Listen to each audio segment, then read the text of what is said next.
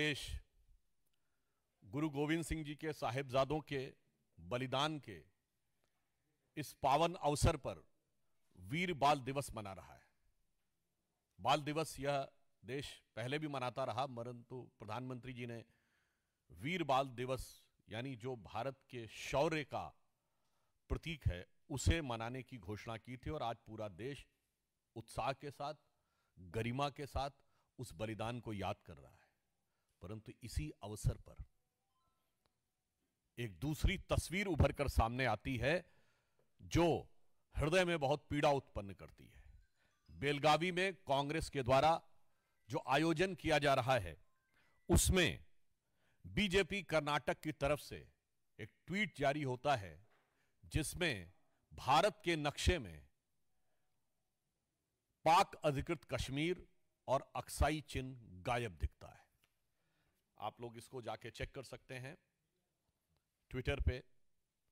कई बार इन्होंने इससे पहले भी किया है, डिलीट करने का प्रयास किया गया, कुछ ट्वीट्स डिलीट भी किए गए थे। और महत्वपूर्ण बात यह है कि महात्मा गांधी की फोटो के साथ लगा है।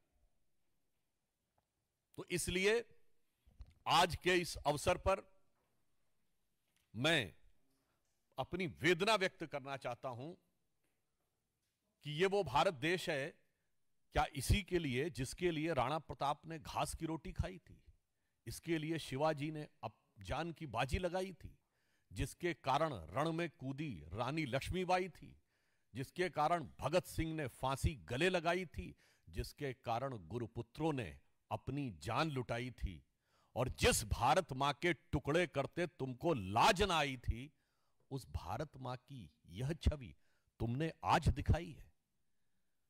अब इससे एक बात बहुत साफ हो गया है कि भारत को छिन्न भिन्न करने का स्वप्न देखने वाले शक्तियां, भारत को तोड़ने का ख्वाब देखने वाली ताकतों के साथ कांग्रेस के गठजोड़ की तस्वीर अब एकदम साफ हो गई है।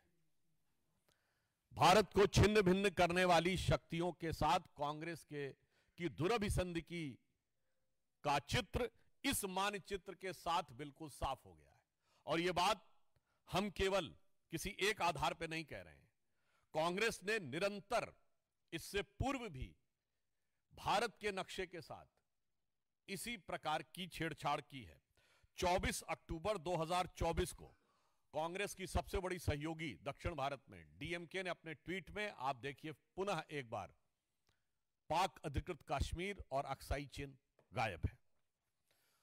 कांग्रेस के वरिष्ठ नेता ने, श्री शशि थरूर ने 30 सितंबर 2022 को कांग्रेस के आंतरिक चुनाव का यानी अध्यक्ष पद का जो चुनाव हो रहा था उसके प्रत्याशी के रूप में जो अपना मैनिफेस्टो जारी किया, देखिए एक बार फिर ये ट्वीट डिलीट कर दिया गया था मगर इसके स्क्रीनशॉट्स अवेलेबल हैं। 30 सितंबर 2022 फिर पाक अधिकृत कश्मीर और अक्साई चिन्ह गायब है। राहुल गांधी जी ने 12 फरवरी 2020 को ट्वीट किया, कोरोना के समय जब कोरोना शुरुआत हो रही थी, एक बार फिर उसमें पाक अधिकृत कश्मीर और अक्साई चिन्ह गायब था। इवन आपको ध्यान हो एक बार इन्होंने ट्वीट किया था जिसमें कि नॉर्थ ईस्ट ही गायब था, जिसको लेकर असम के मुख्यमंत्री हेमंत बिश्व शर्मा जी ने बड़ी कड़ी आपत्ति भी दर्ज की थी। फिर आप देखिए शशि थरूर जी का 21 दिसंबर 2019 एक बार फिर इसमें पाक अधिकृत कश्मीर और अक्साई चिन्ह गायब है। अब हम कांग्रेस पार्टी से बहुत सीधा और साफ सवाल पूछना चाहते हैं कि आज जो आपने एक्स पर पोस्ट किया है और पिछले समय में जब ये ट्विटर था तो जो आपने ट्विटर पर ट्वीट किए थे, उन सब में पिछले कई सालों से एक नहीं कई बार, इवन कांग्रेस की वुमेन्स विंग द्वारा भी एक बार ट्वीट किया गया था उस समय, उसमें भी यही स्थिति थी।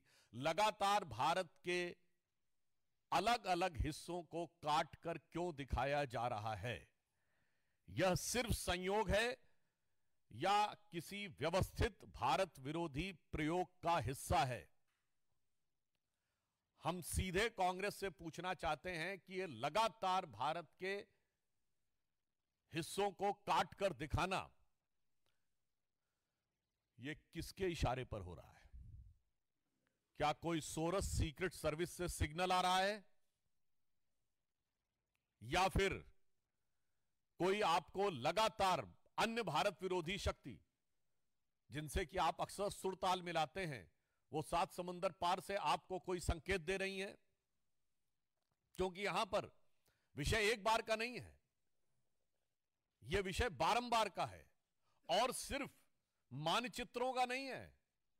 आप उन लोगों के साथ खड़े हैं, याद करिए सीए के आंदोलन के समय उन लोगों का समर्थन किया था जिन्होंने कहा था और कुछ ना कर पाए तो कम से कम चिकन नेक काट के नॉर्थ ईस्ट अलग कर देना चाहिए। सीए के आंदोलन में चिकन नेक काट के नॉर्थ ईस्ट अलग कर देना चाहिए का क्या लेना देना था?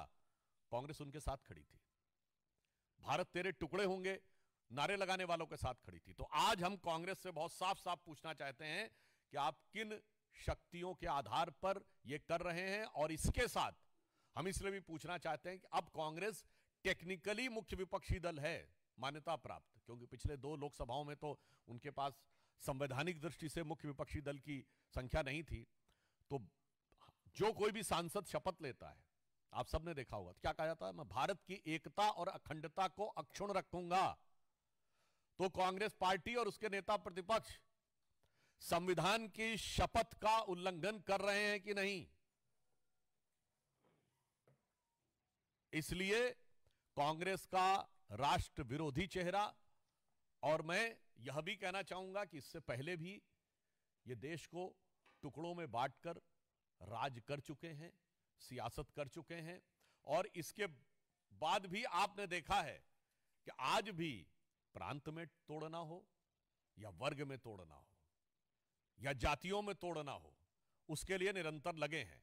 और यह बात मैं ऐसे नहीं कर रहा हूं, कांग्रेस के इसी कर्नाटक में जहां उनका कार्यक्रम चल रहा है, वित्त मंत्री डीके सुरेश जी का बयान याद है, जब उन्होंने कहा कि साउथ इंडिया टैक्स ज्यादा दे रहा है, तो पत्रकार ने उनसे पूछा तो क्या आप अलग होने के बारे में सोचेंगे? उन्होंने कहा हां, हम अलग होने के बारे में भी सोच सकते हैं। यह कांग्रेस सरकार के वित्त मंत्री का दिया गया बयान है।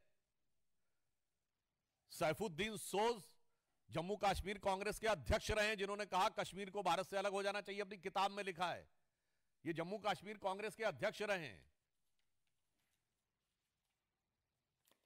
राहुल गांधी जी की भारत जोड़ो यात्रा में तमिलनाडु में वो एक ऐसे पादरी जॉर्ज पुनिया को साथ में लेते हैं जो कहता है कि मेरी दृष्टि में भारत की धरती इतनी अपवित्र है कि मैं इसलिए जूते पहनता हूं कि उसके ऊपर मेरा हाथ टच ना हो जाए। इसलिए पूछना चाहता हूं, जब बेलगावी में आप एकत्र हैं तो क्या आपके बीच में कोई मंथन हुआ है कि भारत को किस प्रकार से छिन्न भिन्न करना है? ये उसी की अभिव्यक्ति हुई है? या मैं पूछना चाहता हूं कि ये कांग्रेस का कोई प्रस्ताव ऐसा विचाराधीन चल रहा है, या उनकी हाईकमान ने कोई कमेटी गठित की है जो निरंतर इस प्रकार के भारत विरोधी बातें और भारत के अंदर एक दूसरे से लड़ाने का प्रयास? याद करिए तमिलनाडु के मंत्री ने क्या बोला था बिहार वालों के लिए। तेलंगाना में कांग्रेस की सरकार है, वहां के मंत्री और मुख्यमंत्री क्या बोल चुके हैं उत्तर भारत और विशेषकर बिहार वालों के लिए? यह क्या है? एक दूसरे के प्रति नफरत। इसलिए यहां से कांग्रेस की मानसिकता साफ हो जाती है कि इनको देश के टुकड़े करके भी, समाज के टुकड़े करके भी, संस्कृति को अपमानित करके भी, वर्ग प्रांत और भाषा के ऊपर लड़ाकर भी येन केन प्रकारेण सत्ता प्राप्त करनी है। और अब ये जो निरंतर नक्शे दिखाए हैं, इससे कांग्रेस की का नक्शा कदम क्या है ये बहुत साफ हो गया है।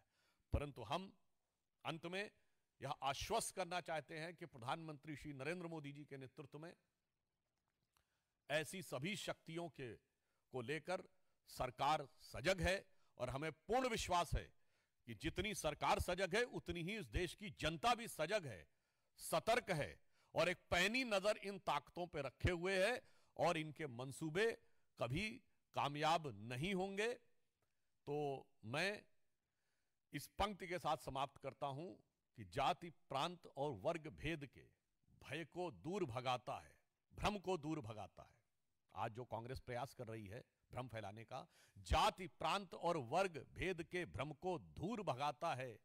सबके मन का भाव एक है, सबकी भारत माता है, अनेकता में ऐक्य मंत्र को जन जन फिर अपनाता है और देखो प्यारा देश हमारा आगे बढ़ता जाता है और कोई भी विरोधी शक्तियां, प्रतिगामी शक्तियां भारत के इस विकास को, भारत की शक्ति को रोकने में सफल नहीं होंगी। यह प्रधानमंत्री श्री नरेंद्र मोदी जी के नेतृत्व में भाजपा और एनडीए सरकार का संकल्प है। ठाकुर रविंद्र सिंह, जी न्यूज। टीआरएस।